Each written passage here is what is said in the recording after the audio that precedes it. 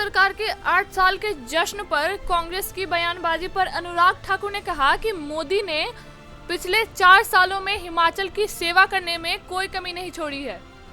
उन्होंने कहा कि हिमाचल को विशेष राज्य का दर्जा देने का काम भाजपा की सरकार ने किया है और यह दर्जा कांग्रेस सरकारों ने छीना था। मोदी जी ने पिछले 4.5 वर्षों में कोई कमी नहीं छोड़ी हिमाचल प्रदेश की सेवा करने में। जो कांग्रेस ने विशेष राज्य का दर्जा छीन लिया था, विशेष राज्य का दर्जा वापस देने का काम नरेंद्र मोदी जी की सरकार ने किया। इससे पहले भी विशेष राज्य का दर्जा अटल बिहारी वाजपेयी जी ने दिया था। विशेष राज्य मतलब हर स्कीम पर प्रदेश की सरकार को मात्र 10% अपना हिस्सा देना है, 90% पैसा केंद्र से आता है। और ये दर्जा कांग्रेस ने छीना था, तब हिमाचल को 40% हिस्सा देना पड़ता था। मोदी जी के आने के बाद मात्र 10% ही देना पड़ता है। इससे हिमाचल की बचत भी हुई और हिमाचल का विकास भी हुआ है। अनुराग ठाकुर ने कहा कि कांग्रेस को अपने संगठन और पार्टी की चिंता करनी चाहिए और कांग्रेस के बड़े नेता देश में कम और विदेशों में ज्यादा नजर आते हैं। उन्होंने तंज कसते हुए ये भी कहा कि कांग्रेस लगातार एक के बाद दूसरा राज्य हारती ही जा रही है और अभी हाल ही में पंजाब में कांग्रेस पार्टी को छोड़कर बीजेपी में ज्वाइन हुई है। यह शुरुआत है और कांग्रेस के बड़े नेताओं की लंबी कतार लगी है भाजपा में आने के लिए।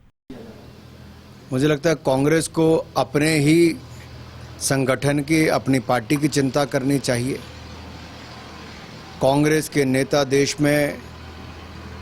के अंदर कम, विदेशों में ज़्यादा नज़र आते हैं और कांग्रेस लगातार एक के बाद दूसरा राज्य हारती जा रही है। अभी हाल ही में ही पंजाब में जिस तरह से बड़े नेता कांग्रेस पार्टी को छोड़कर भारतीय जनता पार्टी में ज्वाइन हुए, ये तो अभी शुरुआत है। एक लंबी कतार लगी है कांग्रेस के लोगों की अपनी पार्टी छोड़कर भारतीय जनता पार्टी को ज्वाइन करने की। आगे बढ़ते हुए अनुराग ठाकुर ने कहा कि केजरीवाल का झूठ अब जनता के सामने आ रहे हैं। उन्होंने कहा कि भ्रष्टाचार में डूबी हुई आम आदमी पार्टी की दिल्ली सरकार है और आम के मंत्री सत्येंद्र जैन भ्रष्टाचार में गिरफ्तार हुए हैं। उन्होंने कहा कि आखिरकार भ्रष्ट लोगों को आपकी सरकार में मंत्री क्यों बनाते हो।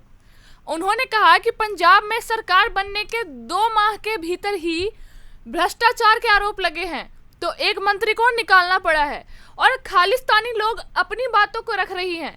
वहीं प्रसिद्ध गायक की हत्या होती है। उन्होंने कहा कि जहां आम आदमी पार्टी की सरकार आती है, वहां भ्रष्टाचार का बोलबाला होता है और कानून व्यवस्था चरमरा जाती है। देखिए, एक के बाद दूसरा अरविंद केजरीवाल जी का झूठ जनता के सामने आता है। जहां एक और वो पहले बड़ी बड़ी बातें करते थे कि मैं राजनीति में नहीं आऊँगा, कसम खाता हूँ, वो भी झूठी निकली।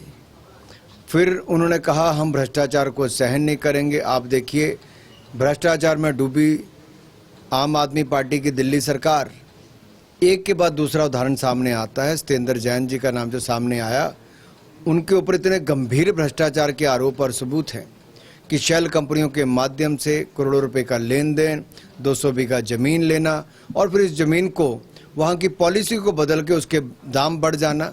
आखिरकार अरविंद केजरीवाल जी भ्रष्ट सत्येंद्र जैन को अपनी सरकार में क्यों बनाए हुए हैं? भ्रष्ट लोगों को अपनी सरकार में मंत्री अरविंद केजरीवाल जी क्यों बनाया? इसका जवाब आपको देना पड़ेगा।